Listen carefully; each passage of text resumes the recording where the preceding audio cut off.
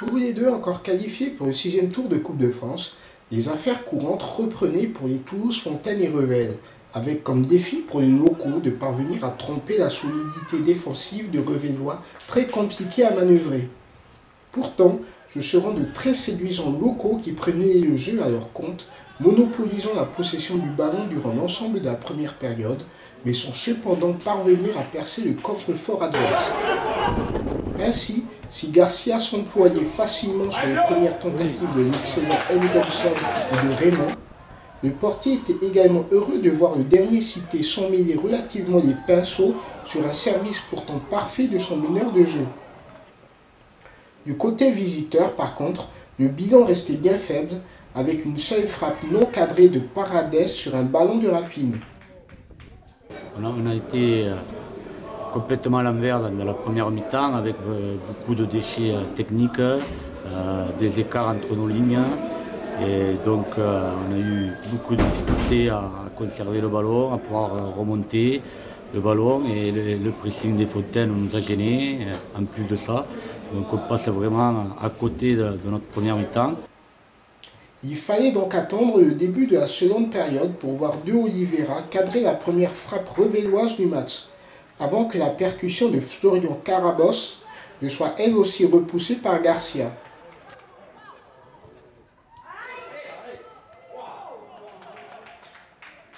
Garabos que l'on retrouvait une nouvelle fois à l'animation de son côté droit, à la suite d'un superbe mouvement collectif pour un centre et une conclusion non moins tout aussi superbe.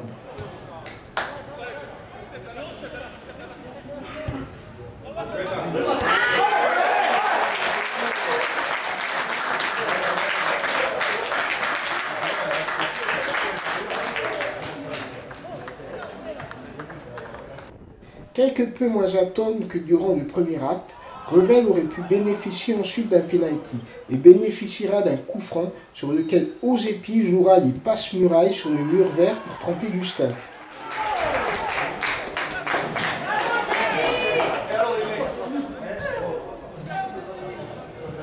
Voilà, il est un peu mieux, un peu plus présent. Voilà, on arrive à marquer. On est revenu sur coup de pied arrêté, ça a remis tout le monde dans le bon sens, on va dire. Et donc une seconde mi-temps un peu mieux dans la production du jeu qu'on a eu. Et le pressing des Fontaines de la première mi-temps leur a dû les fatiguer, quoi. Donc ils ont baissé un petit peu d'intensité en seconde avec moins de pressing. Donc ça nous a permis de ressortir un peu mieux les ballons et d'être moins gênés et de mieux finir le match. La fin sentait le chaos de part et d'autre, et à ce petit jeu, c'est Revel, sur la Madjer quelque peu gonflée de termes, qui remportait la timbale.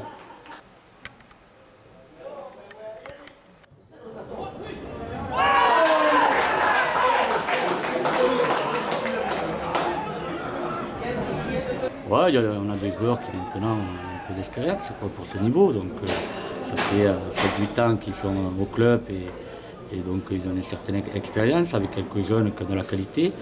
Donc voilà, une meilleure gestion peut-être à la fin du match. Et sans, on n'a pas eu d'occasion contre nous en seconde mi-temps nette, à part ce but-là qui marque en premier, mais sinon oui, ils ne nous ont pas trop bien d'agir en seconde mi-temps.